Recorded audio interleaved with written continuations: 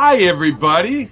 Welcome to the January 2018 edition of the Paul Crouse Show on the Star Nations Radio Network, where we talk with a broad range of international guests about living life better and making a difference in our rapidly changing world. Today, I'll be talking with psychiatric nurse practitioner Frances Robbins, who's right over there, right over this way. Hi, Frances.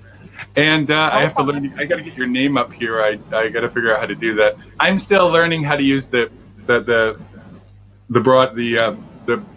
thingamabob. Anyway, the title of our show today is Anxiety and Depression. Before we get into our conversation, let me say a little bit about myself. My name is Paul Crouse. I'm a spiritual teacher, advisor, and life coach based here in Kyoto, Japan. I help people who want to consciously change their lives for the better. I help them sort out their insides, work on solving their problems, and guide them to where they really want to go in life. I do this worldwide via internet video calling or face-to-face here in Kyoto or wherever I happen to be standing in this lovely world of ours. You can reach me through my website, which is paulcrouse.com. That's Crouse with a C, C-R-O-U-S-E,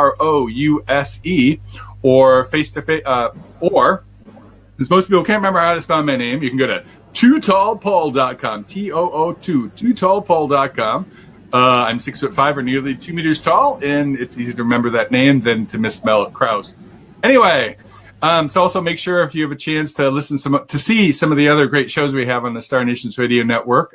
You can listen to shows live or anytime in the archive. Just go to starnations.org. And there's also stuff on YouTube for other shows. Look at the Star Nations video page.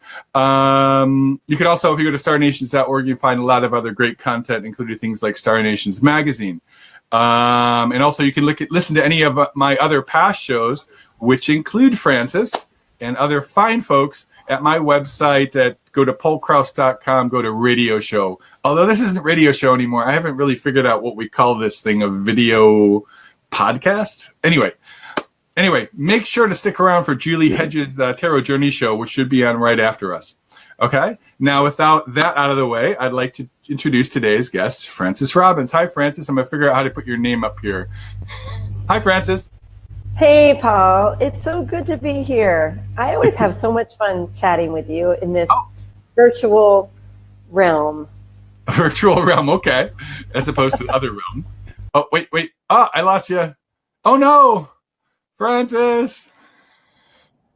Here. All right. Okay. Frances. Am I back? You're back.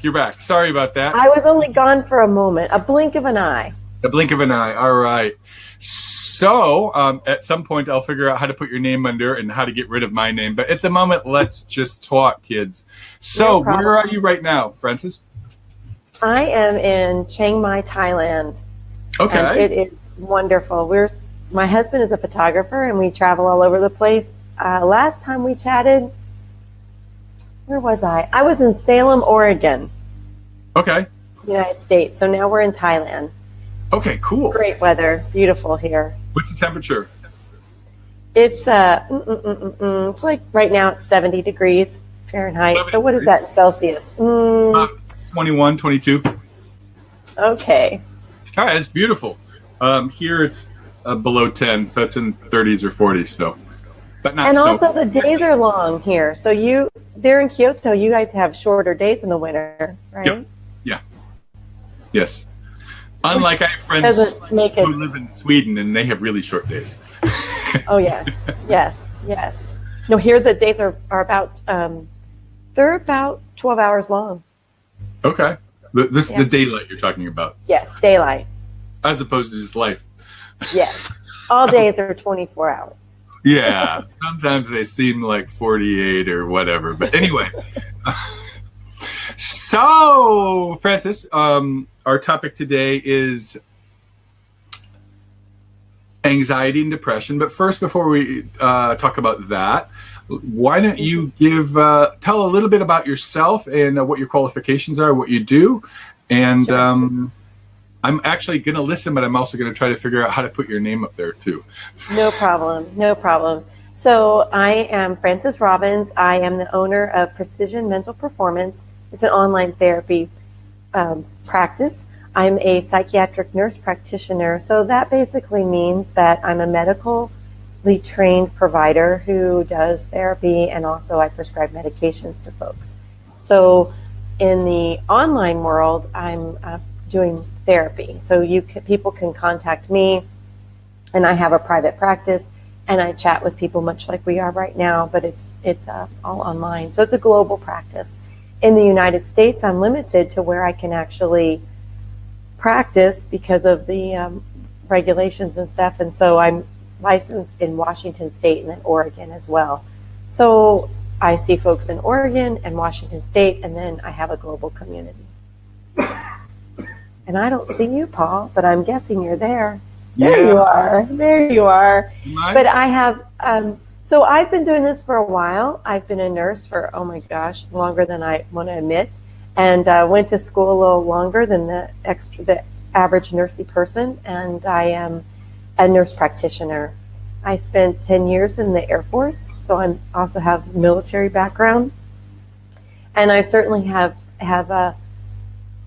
been exposed to plenty of folks with lots of different mental disorders, and then just the trauma that goes along with some of the things that happen in the military. Okay. So today we were going to chat about the anxiety and the depression, and I think that's a really good topic. We just got out of the holidays. Sometimes people think that holiday time is a really great time and it's real festive and people are so loving and wonderful, but it also is a time where people are kind of doing a lot of self-reflection and start maybe being pretty hard on themselves and start identifying their own problems with depression or anxiety. Okay. So I think it's a good topic for today. Okay, sure. Well, getting to the point about, I think we have a little bit of challenges with the sound here.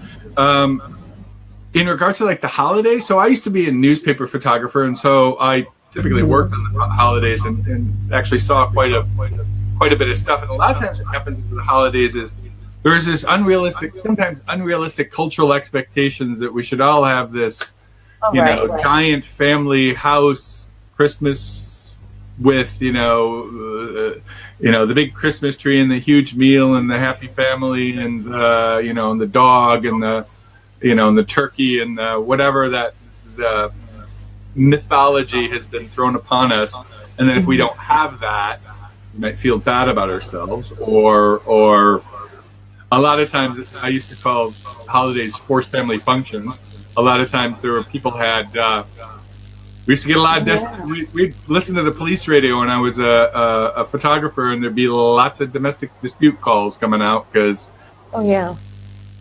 going after Uncle Steve with the carving knife or whatever. Because anyway, let's go to please. No, I was just going to say that it also, I think nowadays there's a lot of misperception about how festive and wonderful everything is, especially like on Facebook and Instagram. I mean, people don't really post being bored.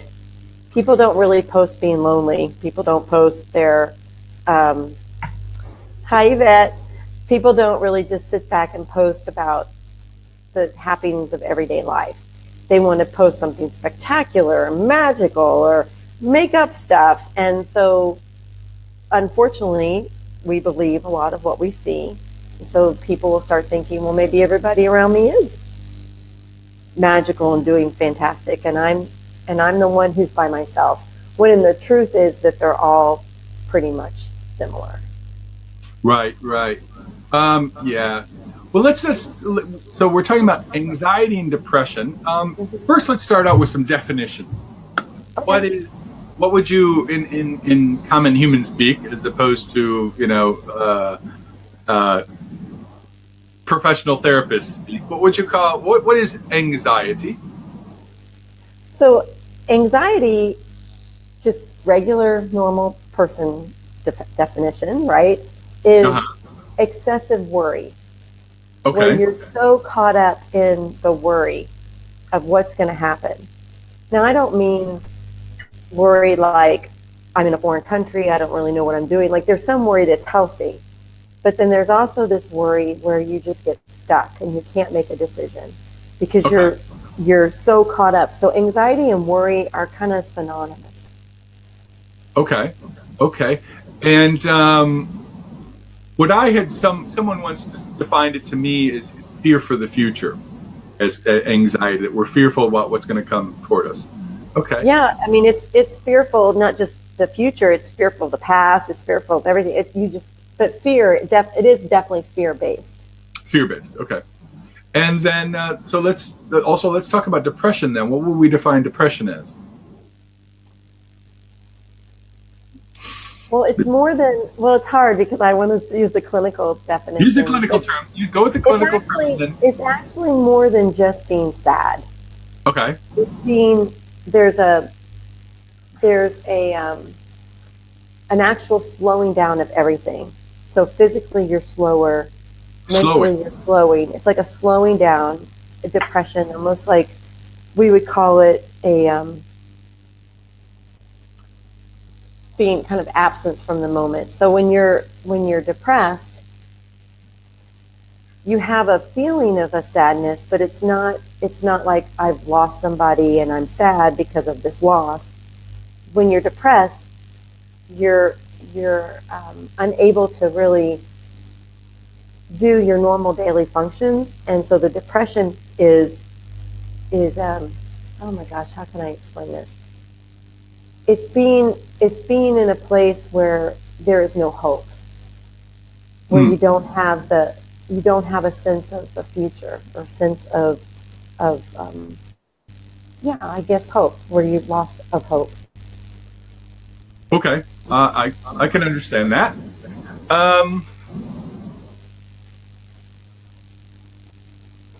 This is sometimes a challenging topic to talk about. Well, and there are definitely two ends of the spectrum. So you can have depression and anxiety at the same time.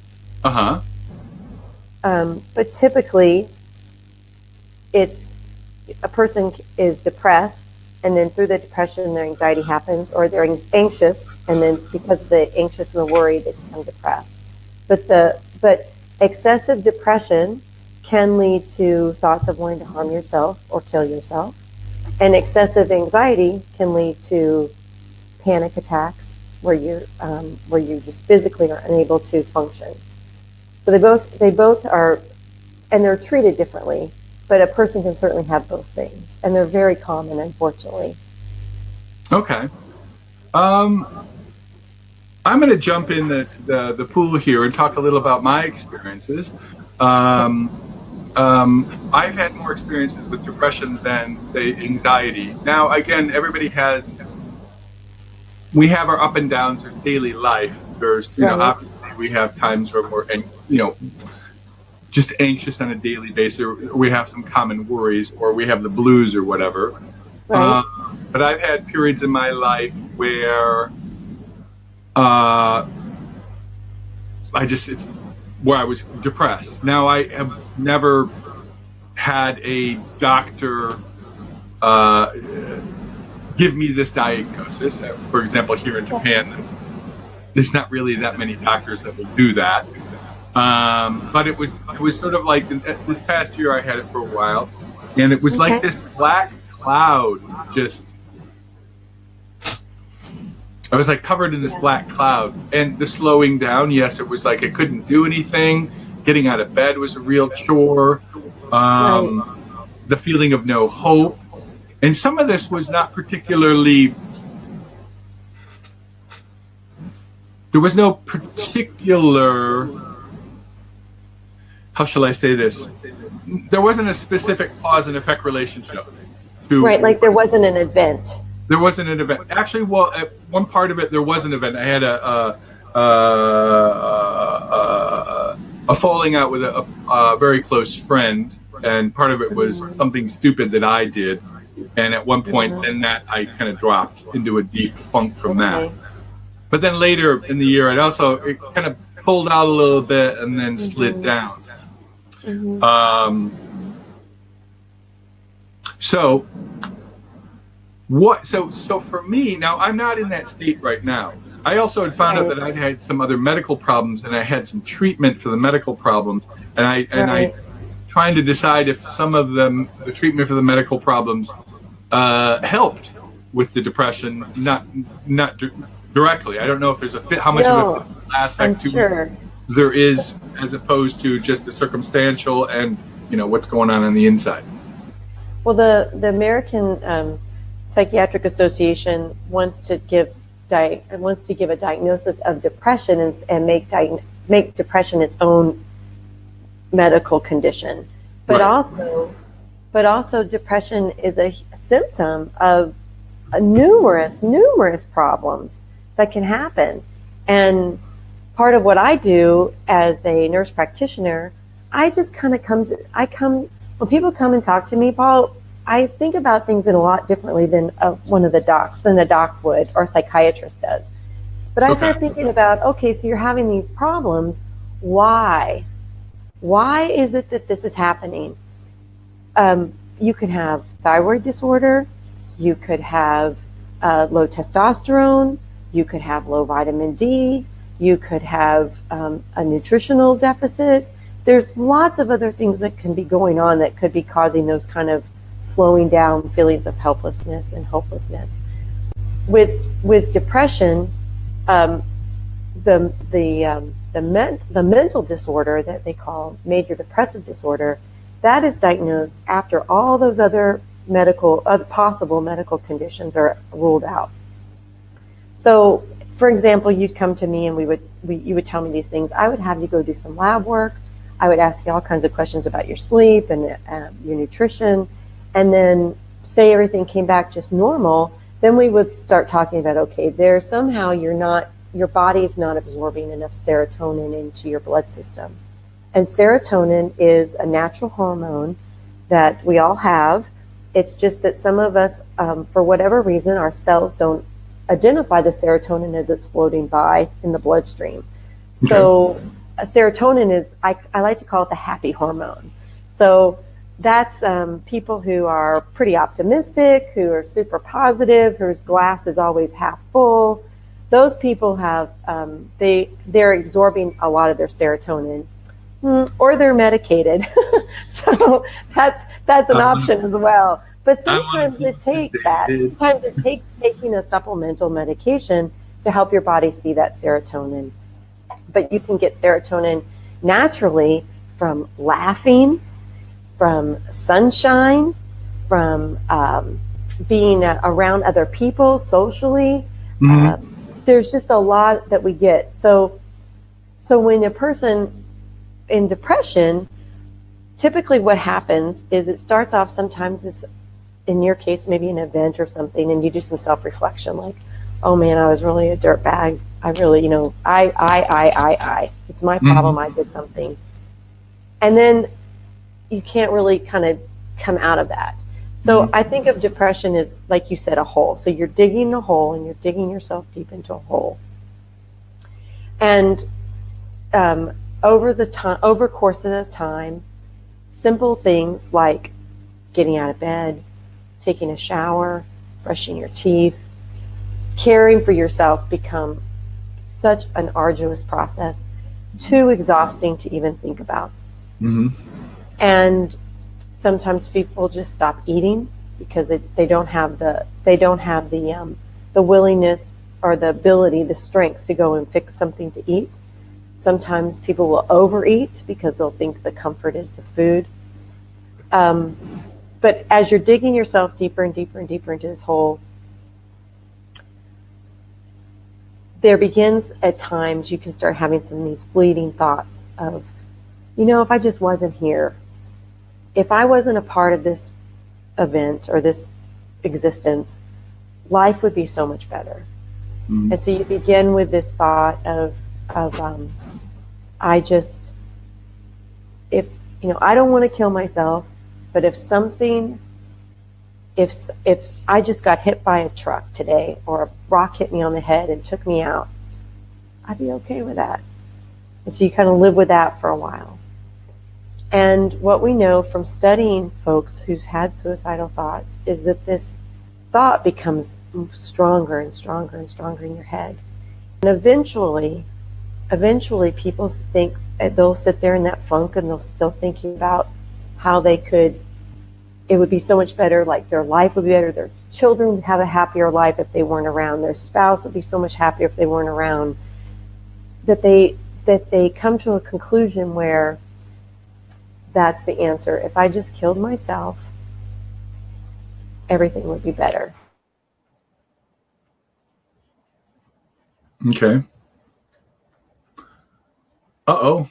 I think we've lost Frances there for a moment. Hello, Frances. Let's see.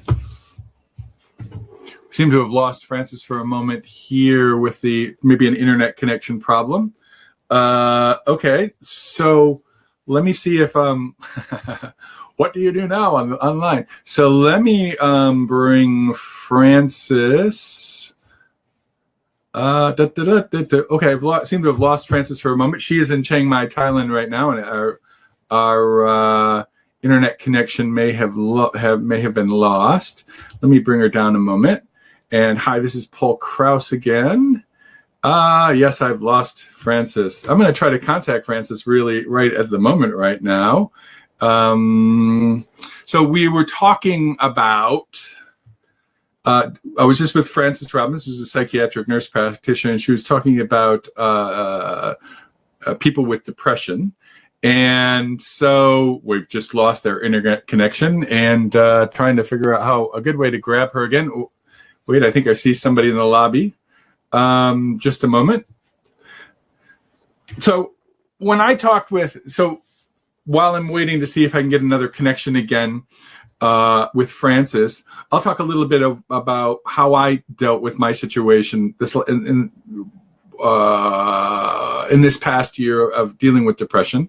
And one of the, okay, there, I think I see her coming very good soon. Hi, Frances. Well, that's a terrible time to get cut off. Yeah, it's all right. Whatever. This is modern technology. I'm so sorry. How far did I get? You were talking about how you were talking about is people getting to the point where they're starting to get suicidal thoughts, and how there's sort of a progression of progressing from life would be better without me more of a passive way, as opposed to moving it toward being more active about it. And I think that if a person is in that place where they are they've seen this progression, this spiraling down into their dark hole, I think it's really important that they seek some help. Yes, I think so too. Now the challenge is, for example, when I live in a place, Japan, which is not, I live in a place where mental health services are lacking. So a lot of expats live in places where either the mental health services are very lacking, or the cultural differences in dealing with the mental health stuff. So, for example, in Japan, it's a gambaru culture. Gambaru means you just endure. So maybe you might actually go see a psychiatrist, and they might, as the joke is, give you happy drugs and send you on your way, not being able to deal with the core issue. So I agree wholeheartedly. And so people, for example, people could contact you. You're able to work with folks online outside of the United States, correct? That is correct. And you're also able to work with people within the states of Washington and Oregon. And Oregon, right. Because your license. Okay. I know for myself, I was just going to try to talk about this as you were gone, trying to figure. Well, one of the things that I did when I was in this space, where I was going, and I was trying to use the tools that I've learned on my path of becoming sober. This is when I hit my, I've been sober for about 23 years, more than that, 25 years, something like that. I've forgotten how long. And part of that is part of it is I took the spiritual path. So I worked on things like meditating, where I worked on being aware of my thoughts and sort of having a discussion with myself about what are these thoughts, is one of the things, and sort of when you sort of from taking a spiritual path, is trying to, like, things about meditation is trying to look at yourself sort of from a third person point of view. And it was challenging because, you know, when I'm in this funk, I mean, the dark cloud, it's really heavy. It's not just like I'm having a bad day. It's like it's really hard. I used to lay in bed and have fights with God, actually. Yelling, arguments. But for me, at least, it was a way that I could get my thoughts out, because I didn't really have anyone that I could speak to that could. I didn't have a professional person to speak to, and I needed to get things out. So, hey, God, talk to you. I also I did reach out to people that were people that I love, and that they could, you know, maybe they couldn't help me as like a professional could, but having some support and feeling less isolated was definitely very helpful. Also, sometimes you find out, you know, and I've learned this, learned this way back, but, you know, who your real friends are when you're in a spot, you know. There's people that are your friends when things are well, and then that's right. You're exactly right. Like the cockroaches when you open, you know, the light, turn on the light, and they scurry away. Right. So that also has to do with, you know, that's part of the challenge of in that being in that depressive place, is feeling lonely and isolated, and that, you know, well, you have to be willing to tell people, and that shows your vulnerability. Sure. And a lot of people, they're just not. They don't want the rest of the world to know. Sure. Most definitely. It's not that easy to talk about. Definitely talk about. And it's also some people don't want to hear about it from other folks. You know. Right? I mean, some people just don't want, because then that sort of, I think it reveals their vulnerability.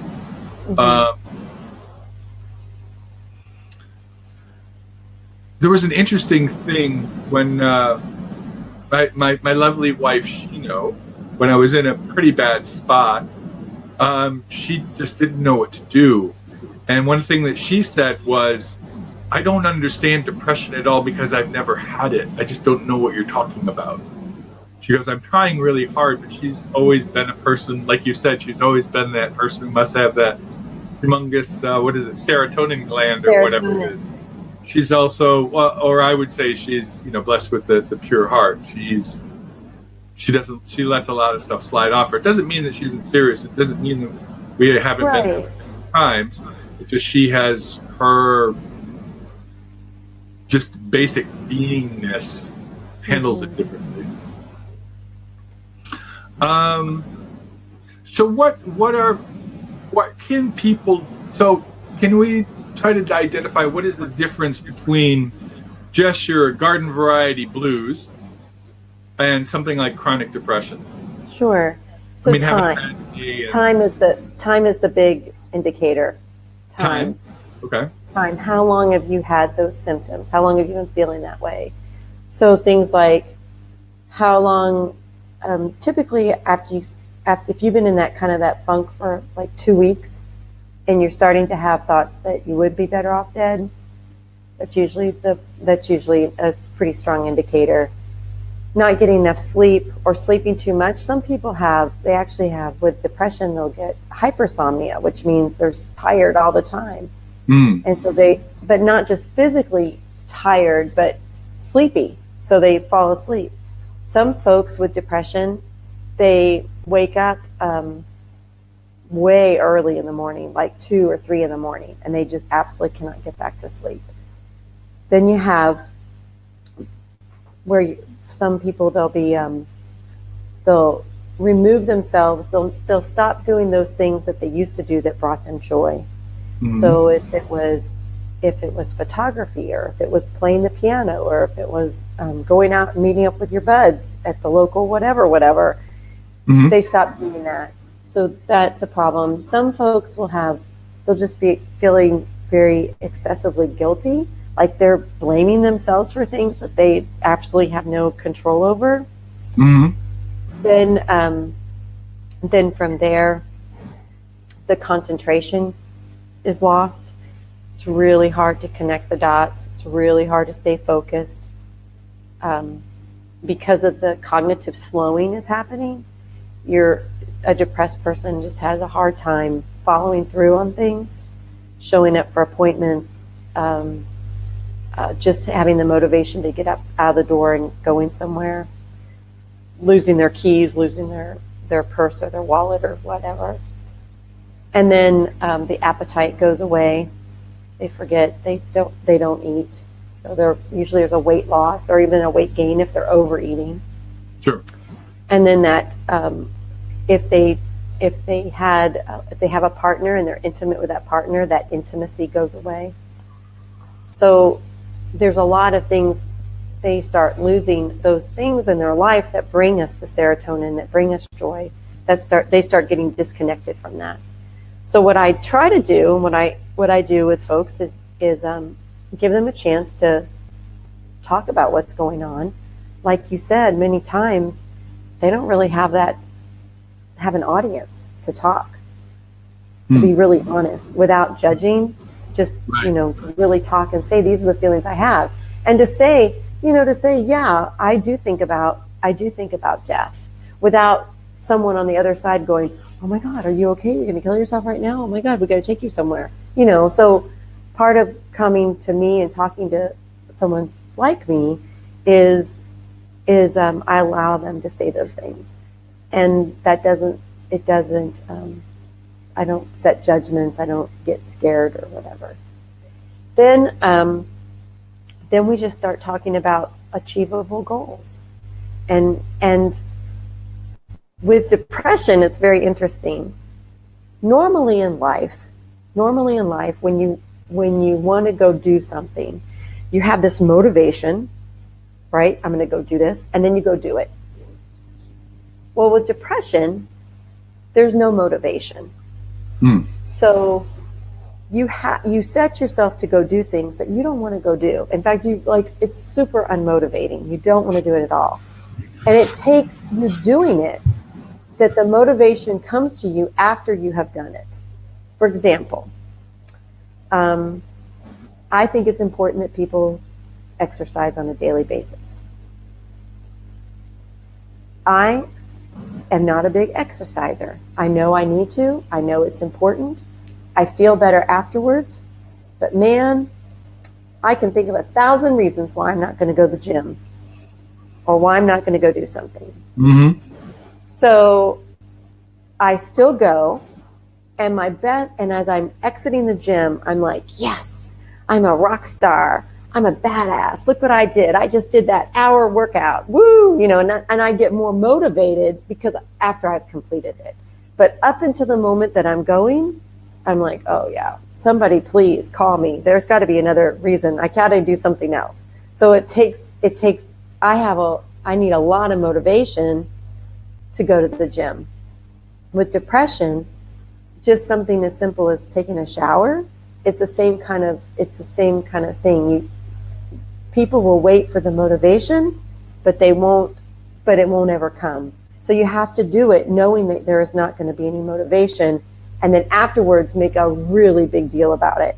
So with my clients, when they say to me, I took a shower today, like anybody else on the planet would think, okay, well, that's lovely. I don't know why you're telling me that. But my people, I would be like, that's awesome. That was really hard.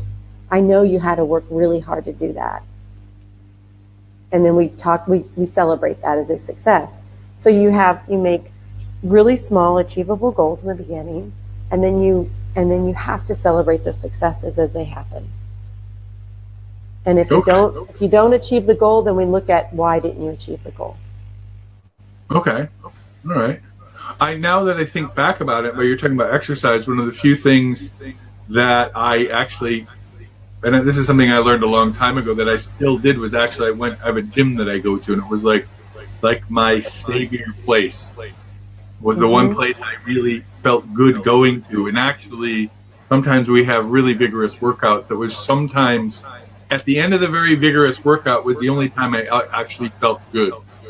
A little bit, after doing however many burpees, you'd think. It was like one of the few places I could go where I felt it was worth me getting up and doing something. And now that I think back, when I was quitting drinking, I used to go to a karate gym, and that was the only thing I would wake up for. Even though I had to go to work, do all my other stuff, I would wake up to go to that karate gym, because it was the only thing that gave me a semblance of hope or a semblance of something to grab onto. Right. And interesting that it's the physical, the strong physical exertion for myself was the thing that gave me something to grab onto. Yes, and part of that, a part of your endorphins that happen naturally, that are excreted into your bloodstream after you've had this vigorous exercise, helps to boost your serotonin. Okay. Question comes, of course, there's the chicken or the egg in regards to something like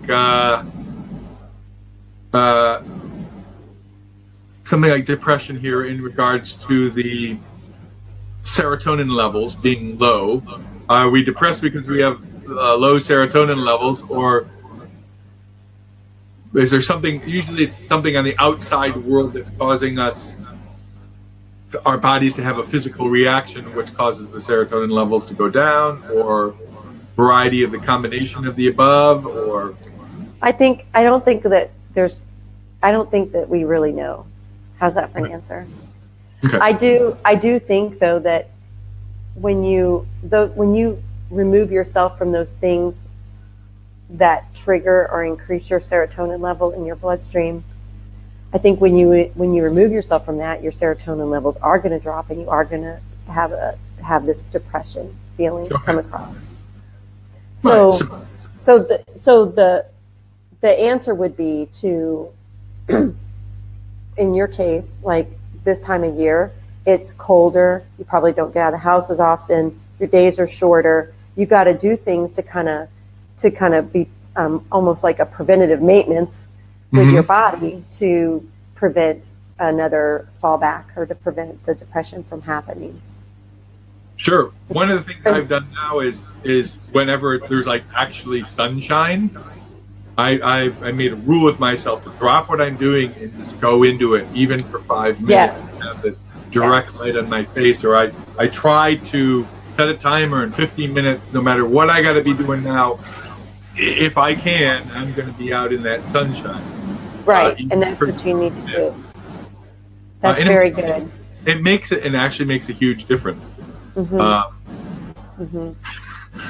was do you remember, what was the TV show? It was about this small town in Alaska where there's a bunch of weird, wacky people in the 90s. Northern Exposure. Oh, I didn't watch Northern. I was raising babies. You were raising babies. Anyway, there's a guy who's a medical doctor from New York City. He's dumped in this little town in Alaska, right? Well, one of the episodes, this guy comes in, he's really depressed. He has seasonal affective disorder. It's Alaska, in the middle of winter, and he's depressed, right? So the doc gives this guy a hat, right? He gives him a hat, but on the hat, there's a little light. The doc says, okay, you're going to wear this for, 30 minutes. 30 minutes a day. I don't know what the prescription was, or an hour. But no light more therapy. Huh? There's light therapy. Yeah, he goes, but no more than that. No more than that. And so the guy starts wearing the hat, and he's like, wow, I feel really good. I feel really good. And then he wouldn't take the hat off, and then he becomes manic. And then the joke of the show is it's causing a big problem, and then they have to do an intervention of the guy. And they're like, we're your friends. We love you. Give us the hat. Give us the hat. No. Okay, let's jump.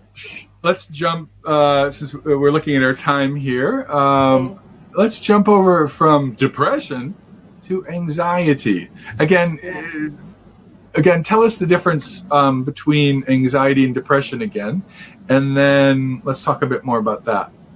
So depression is that hopelessness feeling, right? And that feeling stuck and like you're really heavy. Anxiety is excessive worry, where you're so fearful. You live in fear. And the fear can be real or perceived. Most of the time it's perceived fear. And it becomes so encompassing in someone's head. An anxious person is more sped up.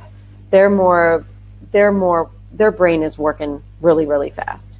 Okay. Like, if I do this, and if I do this, and if I do this, then these things are going to happen.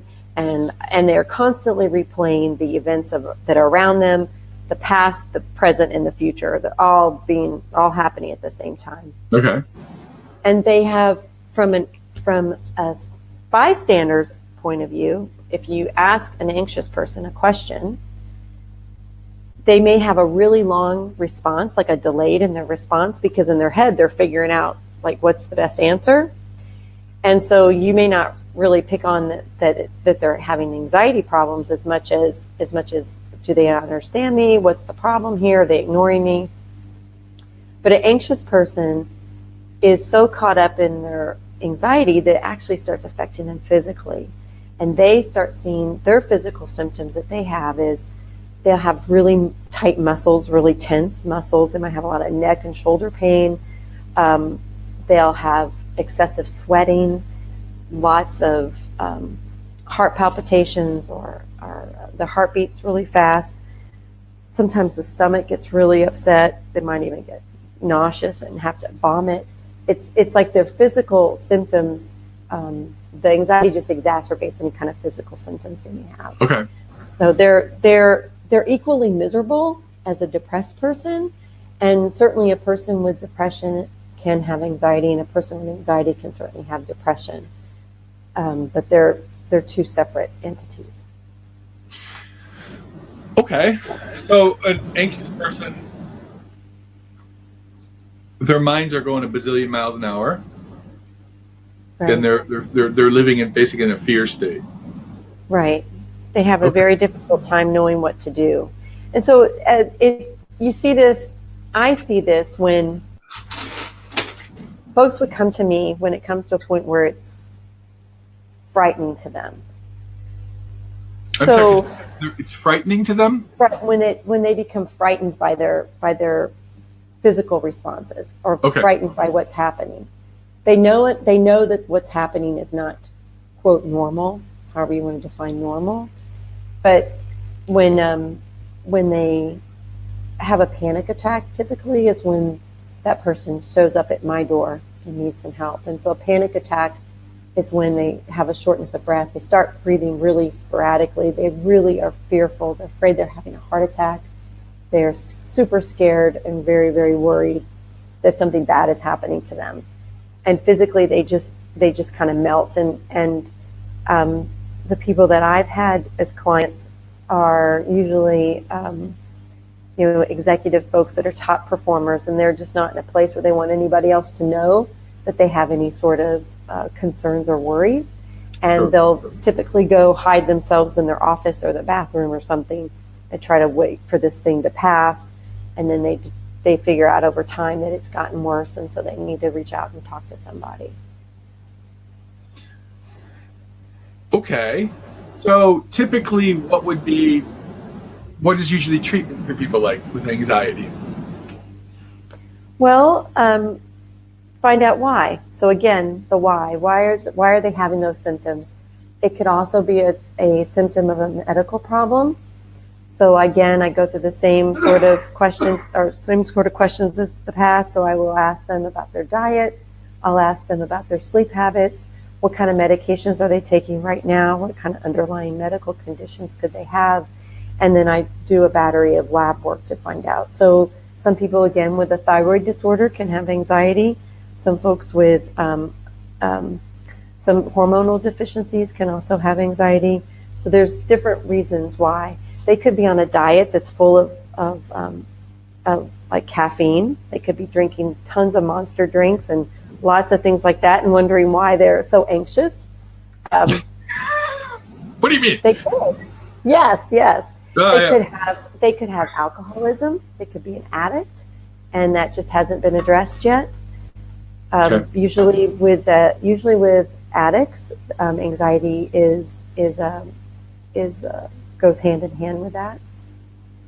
Okay. So I find out more about it. And then when I look at treatment, again, once we've ruled out that medically they're cleared, that there's nothing going on, underlying medical problems, everything looks fine, then I really start talking to them and dissecting what is it that they're worried about.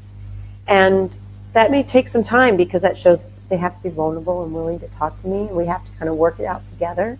And if they're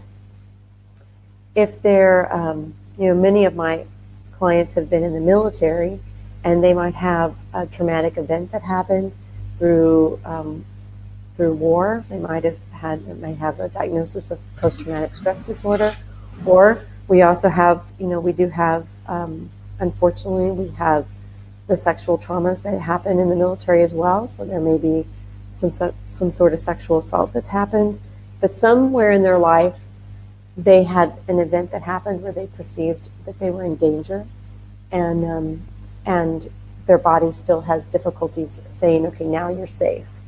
So it's, when you treat anxiety, it's all about trying to figure out what the core of the anxiety is.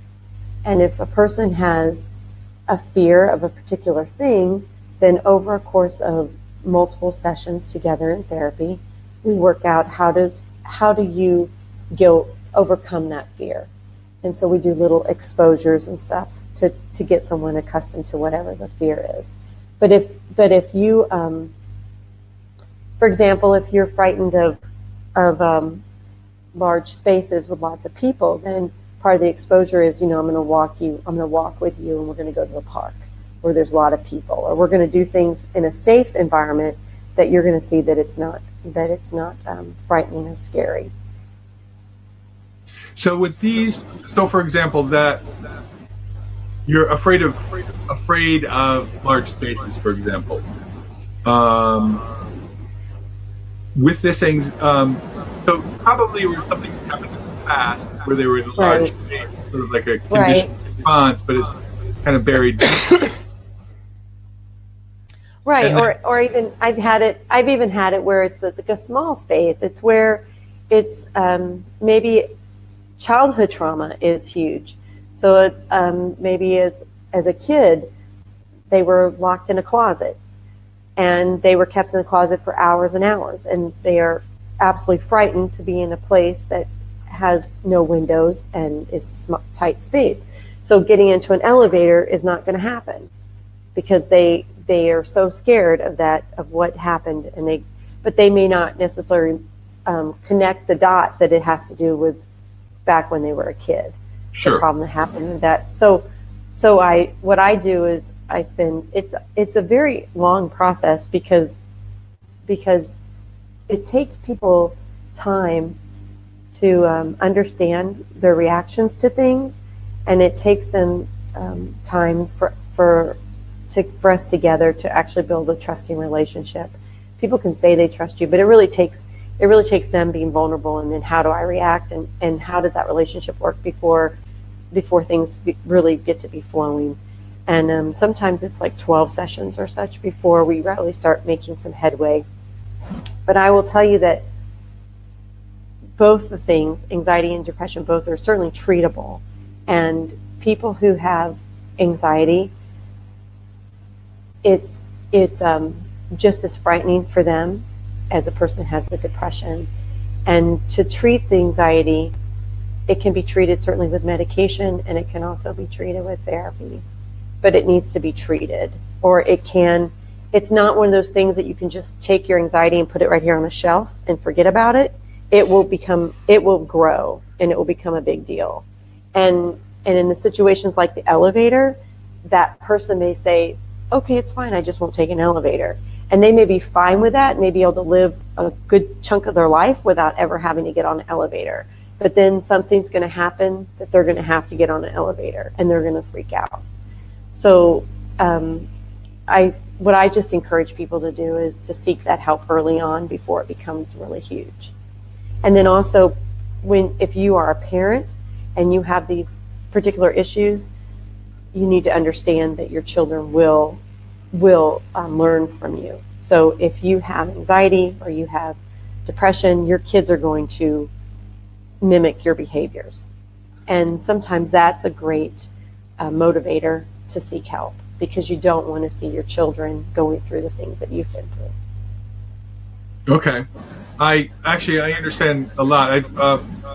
I dealt with therapists before, so I understand the process that you're talking about.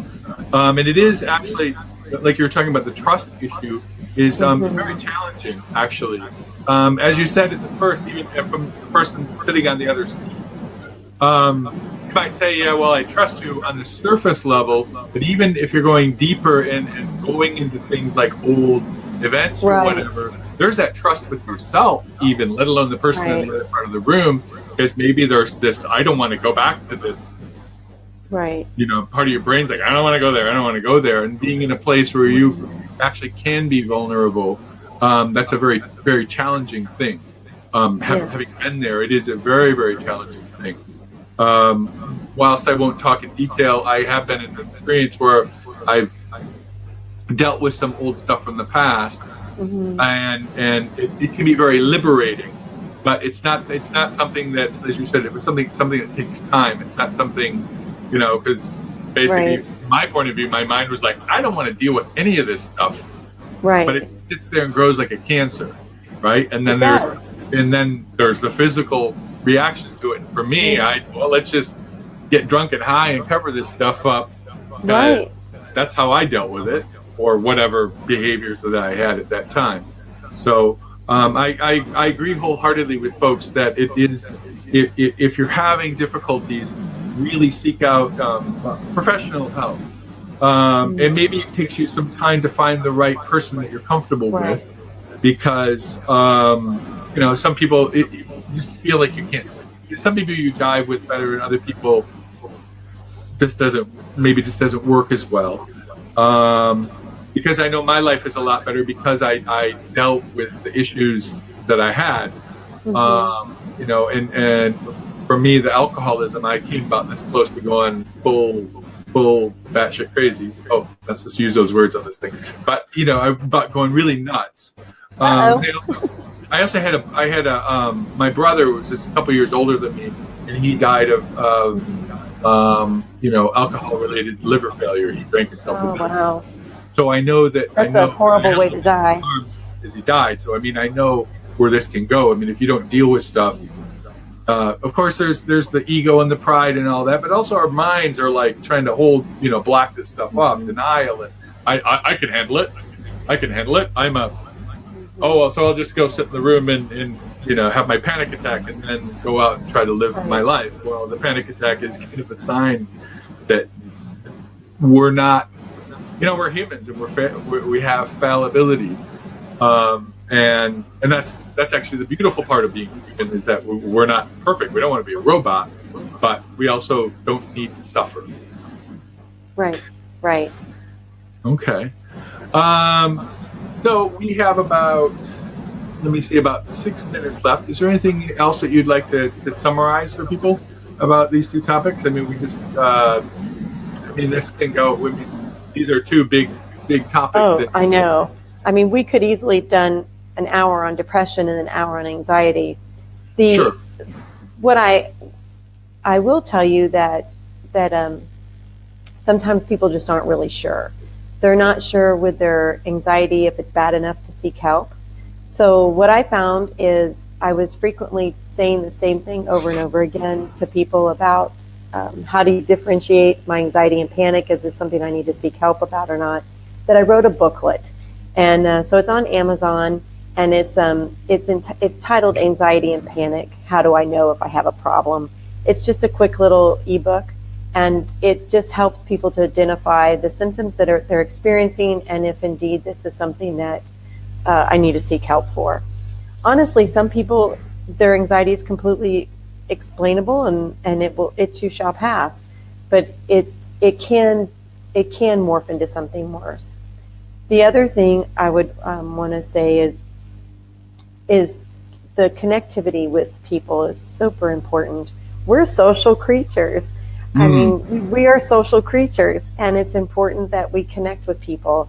So here, for example, here I am in Thailand, and my husband and I are here. we don't really know anybody out here. We've met a couple of people, but we're making an effort to go meet up with some folks through meetup groups and through just like couch surfing activities. You know, couch surfing has a social media, but it has a groups that get on there and meet. But anyway, we're making a point of meeting people out in the community. And I think that's what's important, is you have to be proactive in your mental health. So that means getting out there and doing things. Don't expect necessarily for the world to come to you. Right. And also the fact that getting out and being with people in the physical world. This is great that we're able to communicate with each other. You know, I'm in Japan and Thailand, and people are watching this in North America and wherever.